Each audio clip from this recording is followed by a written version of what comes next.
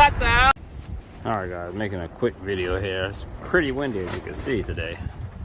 February 18th. But anyways, I found out what the issue was with my car. It was the TPS sensor.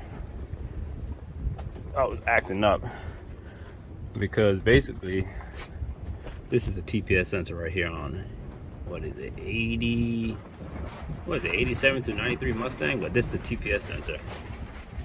And the way I figured it out was I had the old original Explorer one. Let me go show.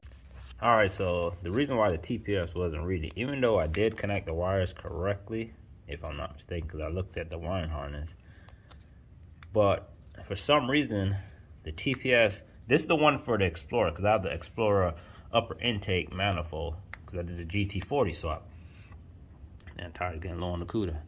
Anyways, so as you can see, they're both different. This is the one originally for the Mustang. For some reason, the I think I got a GT40P upper intake for the Explorer, and it's different compared to the original Mustang. So this wasn't really reading. But I got a new one. I was gonna resaw the old one, but then it wasn't long enough, so I said, you know what, I'm just buy another one. Bought another one. So now I got a new TPS. And now it's working. The reason and the way I found out was when the car would start, it will idle funky. So when I unplugged this, it started acting funny. So my guess was that it wasn't reading this sensor at all. So the only way I could test it is getting an original sensor. But what I had to do was drill out these holes to make it a little bigger, because these fit fine. See, it's a little. This one up top is a little bit bigger than the one up the bottom. As you can see, it's kind of, damn it, get my light on, so you can see the holes, like, what did I say, almost like half a centimeter off.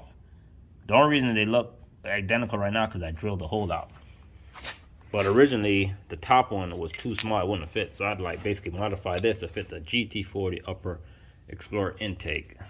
So basically what I was saying earlier, so once I unplug it, the car will idle so much better. So I said, oh crap, the TPS is not getting read. And now there's a way you could check the green wire, if I'm not mistaken, if I read it online.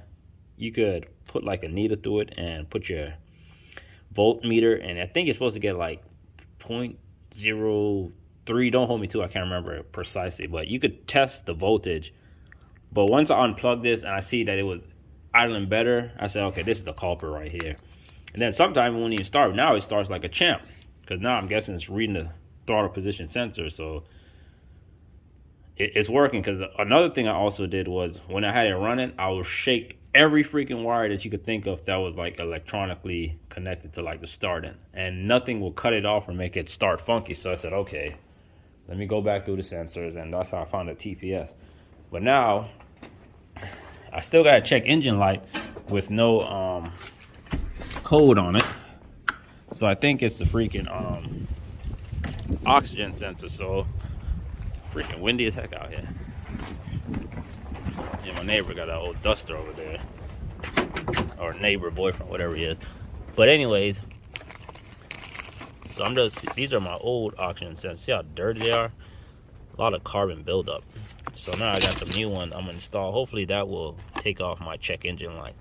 But that's what my issue was. It was a freaking TPS sensor on my Mustang. So now I'm just gonna install these, and she should hopefully start up with no issue, and hopefully my check engine light cuts off. So I'll show you once I install them. All right, there she goes, running like a champ, back again. So TPS, my check engine light didn't come up. Maybe needs a little bit more time, but see how I'm idling better, starts up like a champ. It's a stupid TPS that I had the issue with, but now Mustang is done. Springtime is coming, so I'll work on the charger. Definitely gotta get a charger running, and CUDA should be running too. So all three cars should be running, so I can actually start driving these stuff.